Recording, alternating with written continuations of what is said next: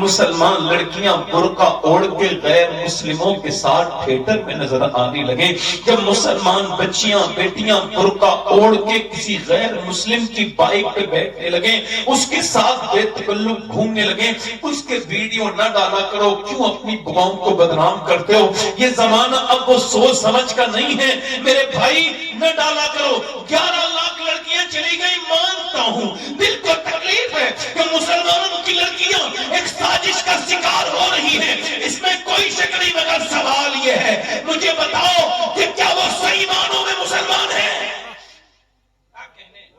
کیا وہ 11 لاکھ لڑکیاں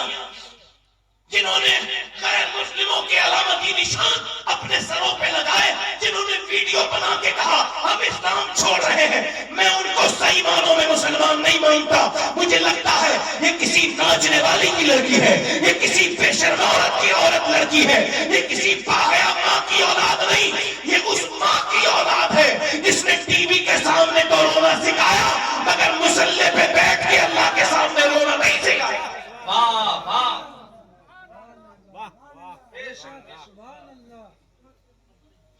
سوال یہ ہے میرے دوستوں، سوال یہ ہے میرے بھائیوں، 11 لاکھ لڑکیاں اگر گئی ہیں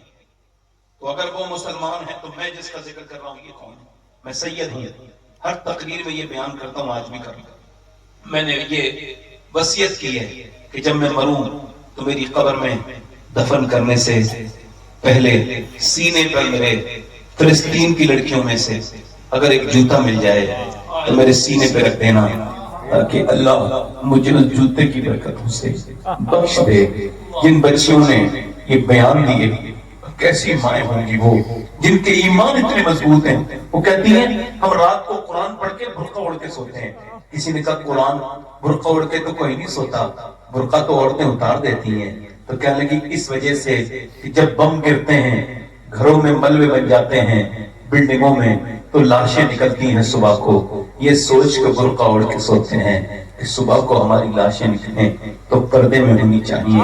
بے پردہ نہیں ہونی چاہیے، تاکہ قیامت کے دن اللہ کے رسول سے ملاقات ہو تو ہم عرض کر دیں اے آمنہ کے لال، ہمارے 20,000 سے زیادہ بچے بھوک سے مرے، ہمیں دشمنوں نے بہت ڈرایا،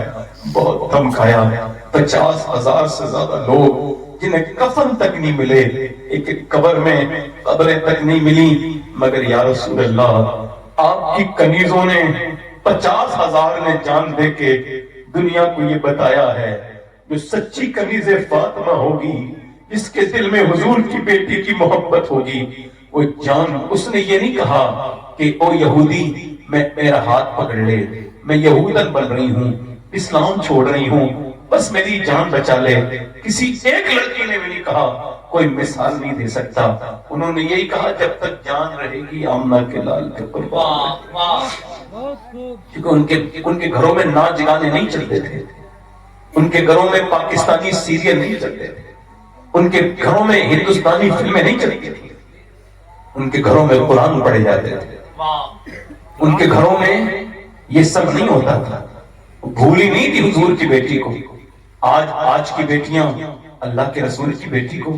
بالکل بھول گئیں۔ آپ دیکھو ہمارے یہاں کی شادیاں اب لگتی نہیں، فلاں صاحب کی لڑکی چلی گئی